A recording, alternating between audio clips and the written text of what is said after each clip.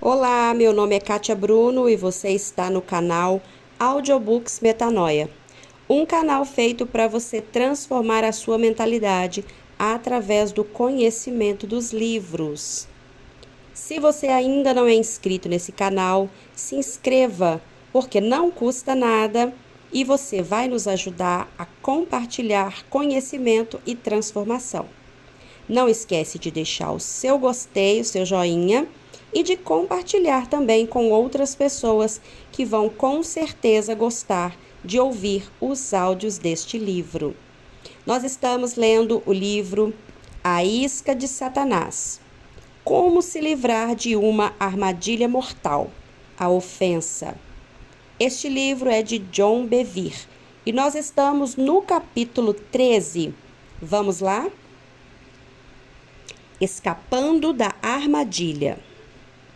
Por esse motivo, me esforço sempre para manter a minha consciência limpa na presença de Deus e dos homens. Atos dos Apóstolos, capítulo 24, versículo 16. É necessário esforço para nos manter livres da ofensa. Paulo compara isso a um exercício. Se exercitarmos nosso corpo, teremos menos tendências a sofrer lesões. Quando estava no Havaí, subi em um muro para tirar uma fotografia. Ao fazer isso, distendi um grupo de músculos em meus joelhos e não pude andar por 4 dias. Se você fizesse exercícios regularmente, disse o médico, isto não teria acontecido. Seus músculos estão fora de forma, por isso você está propenso a sofrer lesões. Quando pude andar, outro especialista me instruiu. Você precisa fazer exercícios para que os músculos do seu joelho voltem à forma adequada. Levou alguns meses para que o meu joelho voltasse ao normal. A palavra grega em Atos dos Apóstolos, capítulo 24, versículo 16, para esforço é askel. O dicionário Vines a define como fazer esforço, esforçar-se, exercitar-se pelo treinamento ou disciplina.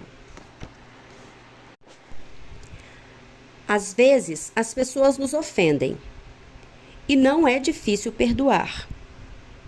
Exercitamos nosso coração para que esteja em condições de lidar com a ofensa.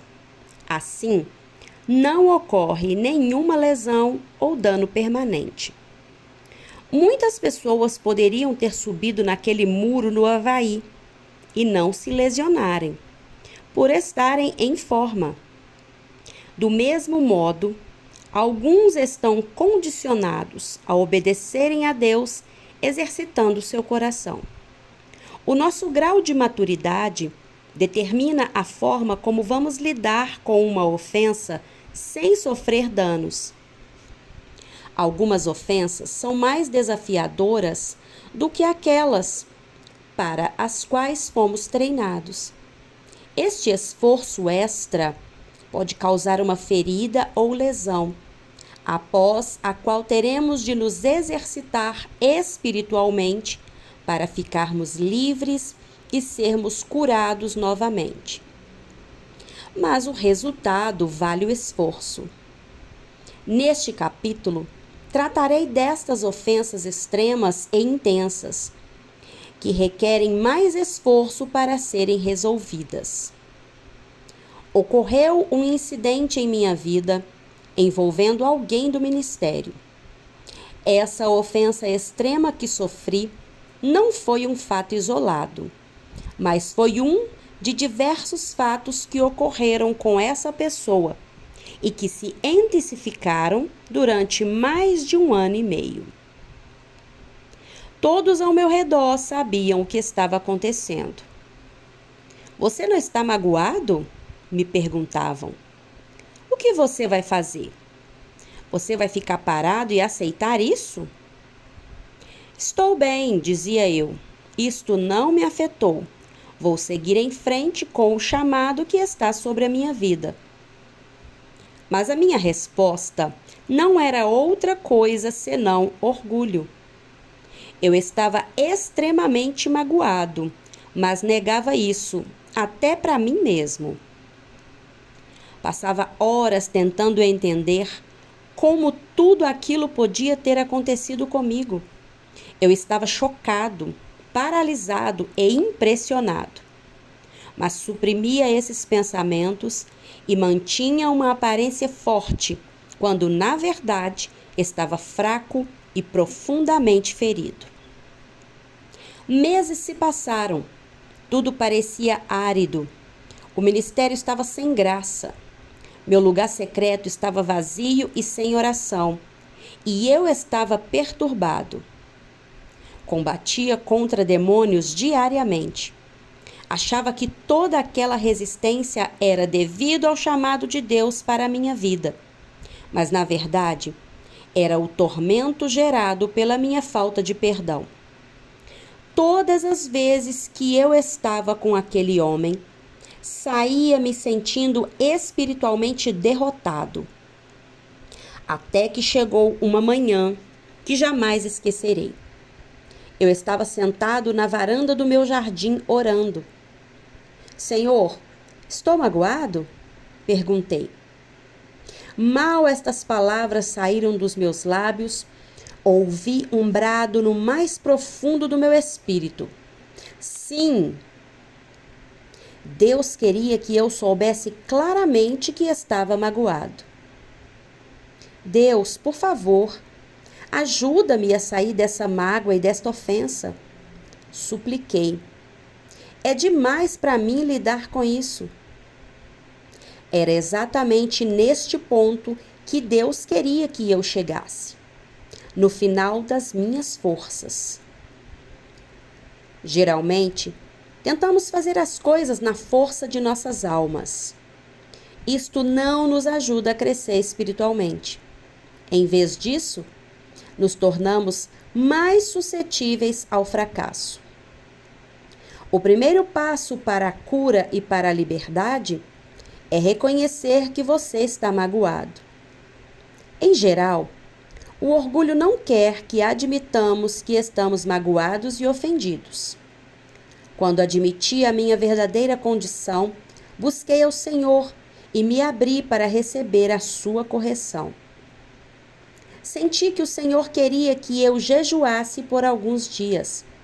O jejum me possibilitaria estar sensível à voz do seu Espírito e também me traria outros benefícios.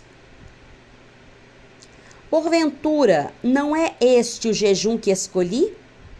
Que soltes as ligaduras da impiedade, desfaças as ataduras da servidão, deixes livres os oprimidos e despedace todo o jugo?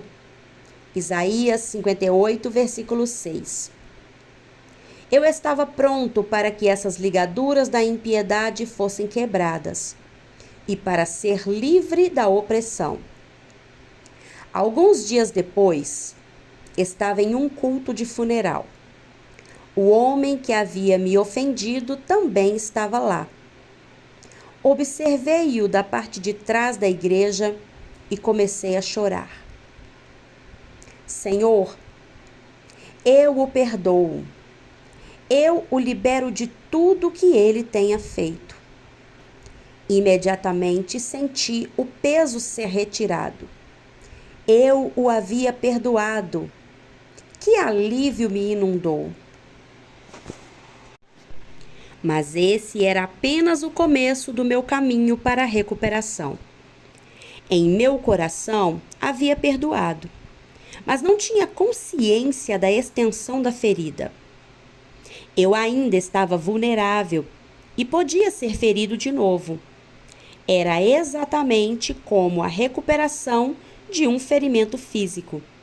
Eu precisava de exercício para fortalecer meu coração, minha mente e minhas emoções, a fim de evitar danos futuros. E as duas recaídas. Alguns meses se passaram. De vez em quando precisava combater alguns pensamentos que eu tinha antes de perdoar. Uma pessoa ferida do mesmo modo podia vir reclamar comigo. Ou talvez eu visse o homem ou ouvisse seu nome. Eu rejeitava esses pensamentos logo que os percebia e os expulsava. Veja 2 Coríntios capítulo 10, versículo 15. Este foi o meu exercício, a minha luta para permanecer livre. Finalmente, perguntei ao Senhor como podia impedir que esses pensamentos me arrastassem novamente à falta de perdão. Eu sabia que Ele queria um nível mais elevado de liberdade para mim e não queria passar o resto da vida com a ofensa me observando de longe. O Senhor instruiu-me a orar pelo homem que havia me magoado, lembrando-me das suas palavras. Eu, porém, vos digo: amai os vossos inimigos e orai pelos que vos perseguem. Mateus capítulo 5, versículo 44. Então, orei. A princípio, eu estava com uma voz seca, monótona, sem um mínimo de compaixão. Por obrigação eu acrescentava: Senhor, abençoa-o. Dê a ele um bom dia. Ajude-o em tudo o que ele fizer. Em nome de Jesus, amém. Isto continuou por algumas semanas. Parecia que eu não estava chegando a lugar algum. Então, certa manhã, o Senhor me levou a ler o Salmo 35. Eu não tinha ideia do que havia no Salmo 35. Então procurei e comecei a ler. Quando cheguei à metade, vi a minha situação. Levantam-se iníquas testemunhas e me arguem de coisas que eu não sei. Pagam-me o mal pelo bem, o que é desolação para a minha alma. Salmo 35, versos 11 e 12. Eu pude me identificar com Davi. Na minha opinião, tanto o homem quanto alguns de seus colegas haviam me pago o mal pelo bem. Minha alma estava definitivamente triste. Deus estava usando este salmo para me mostrar a minha batalha nos últimos anos. Uma passagem me fez saltar quase tão alto, a ponto de bater no teto. Quanto a mim, porém, estando eles enfermos, as minhas vestes eram pano de saco. Eu afligia minha alma com jejum e em oração me reclinava sobre o peito. Portava-se como se eles fossem meus amigos ou meus irmãos. Andava curvado, de luto, como quem ora por sua mãe. Salmo 35, versos 13 e 14. Davi disse que aqueles homens estavam tentando destruí-lo. Eles o atacaram com o mal quando ele não havia feito nada para merecer aquilo. Então veio a minha resposta. Quanto a mim, porém, a resposta de Davi não se baseava nas atitudes dos outros. Determinado a fazer o que era certo, ele orou por eles como se fossem seus irmãos chegados ou como alguém que chorava a perda de uma mãe. Deus estava me mostrando como orar por aquele homem. Peça para ele as mesmas coisas que você quer que eu faça por você. Minhas orações mudaram completamente. Já não eram mais: Senhor, abençoa-o e dá a ele um bom dia. Elas passaram a ser totalmente impregnadas de vida. Eu orava: Senhor, revela-te a ele de uma forma grandiosa. Abençoa-o com a tua presença, que ele te conheça mais intimamente, que ele seja agradável a ti e honre o teu nome. Orei pedindo o que queria que Deus fizesse em minha própria vida. Dentro de um mês, orando apaixonadamente por ele, clamei em alta voz: eu o abençoo, eu o amo em nome de Jesus. Foi um brado do mais profundo do meu espírito. Eu havia passado de orar por ele por amor a mim, a orar por ele por amor a ele. Acreditei que a cura havia sido completa. A cura no confronto. Algumas semanas mais se passaram e eu o vi novamente. Uma sensação de desconforto permanecia em meu coração. Eu ainda lutava contra a vontade de ser crítico. Você precisa ir até ele, John. Minha mulher encorajou-me. Não tenho. Garanti a ela. Estou curado agora. Mas sentia que o Espírito Santo não testificava com o que eu havia acabado de dizer. Então, perguntei ao Senhor se precisava ir até ele. Ele disse que sim. Marquei uma hora com o homem e levei-lhe um presente. Humilhei-me, confessei a minha atitude errada e pedi que ele me perdoasse. Nós nos reconciliamos e o perdão e a cura fluíram para dentro do meu coração. Saí do escritório dele curado e fortalecido. Eu já não tinha mais de combater a dor, nem tinha críticas contra ele.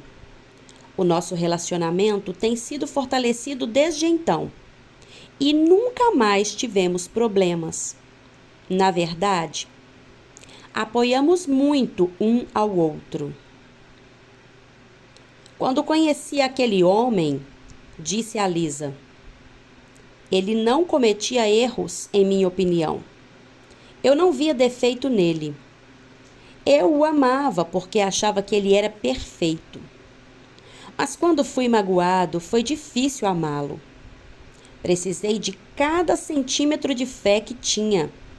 Agora que passei por este processo de restauração e fui curado, eu o amo com a mesma intensidade de quando o conheci. Apesar de qualquer defeito que ele possa ter, é um amor maduro. Este versículo das Escrituras me veio à mente. Acima de tudo, porém, tende amor intenso uns para com os outros, porque o amor cobre multidão de pecados. 1 Pedro capítulo 4, versículo 8. É fácil amar aqueles que não cometem erros aos nossos olhos. Este é o tipo de amor de lua de mel.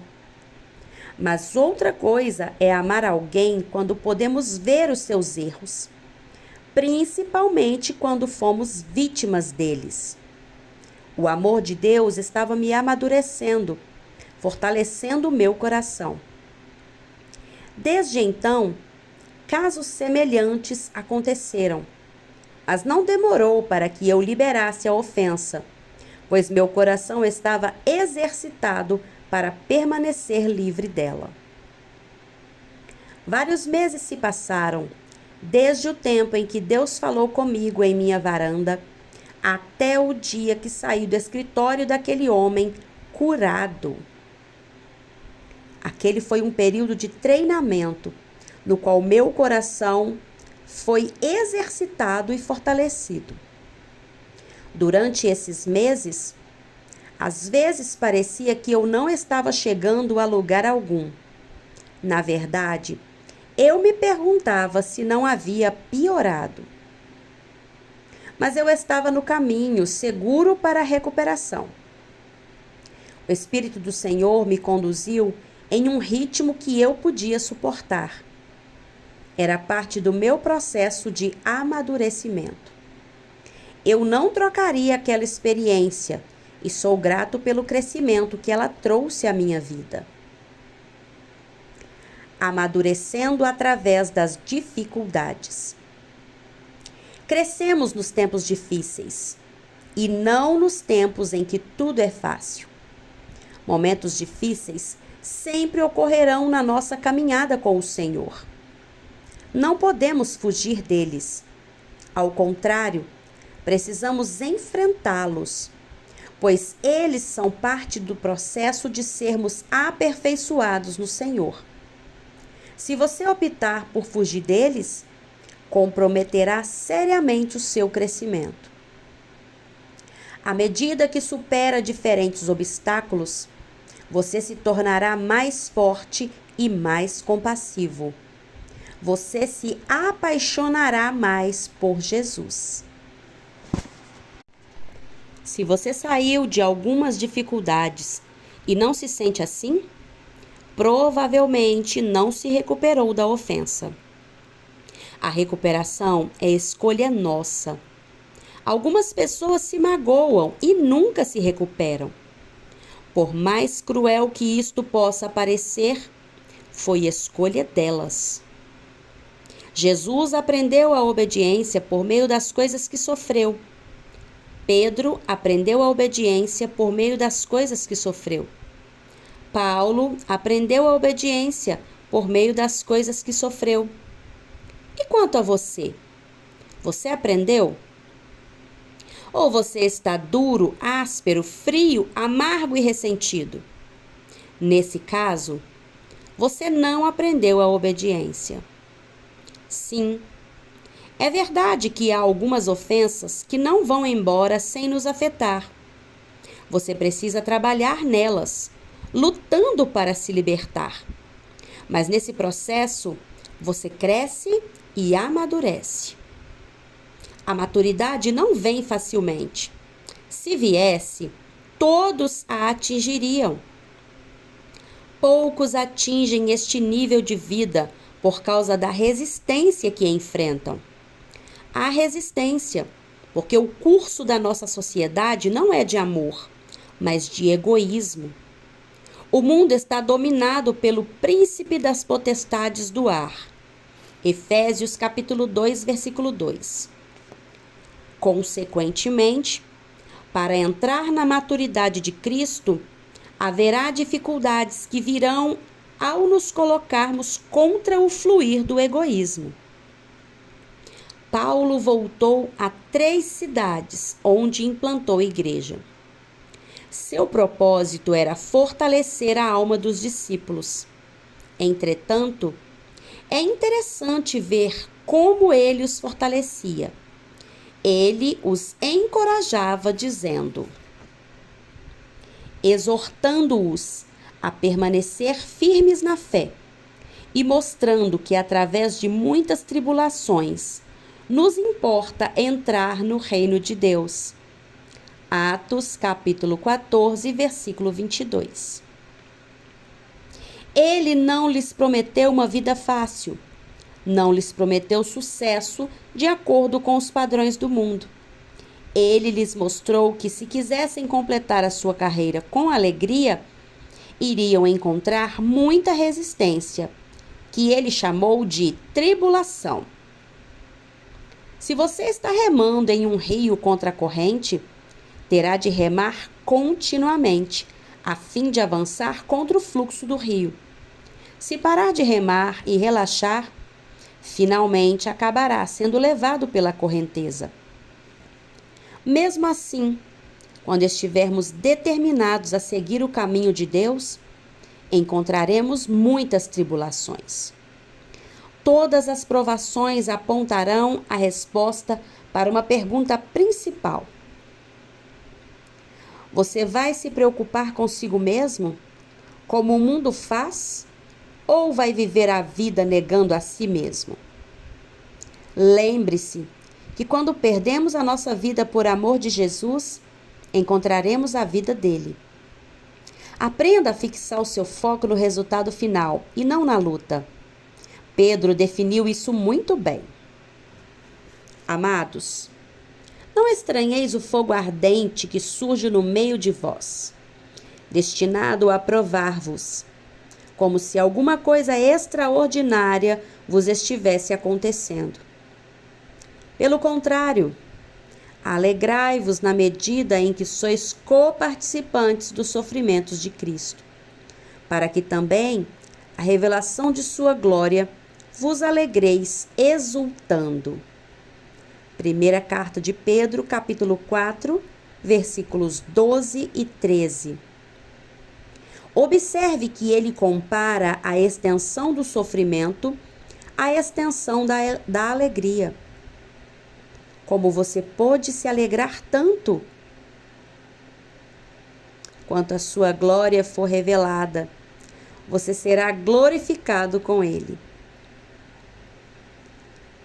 Essa glorificação se dá à medida em que permitir que ele aperfeiçoe seu caráter em você.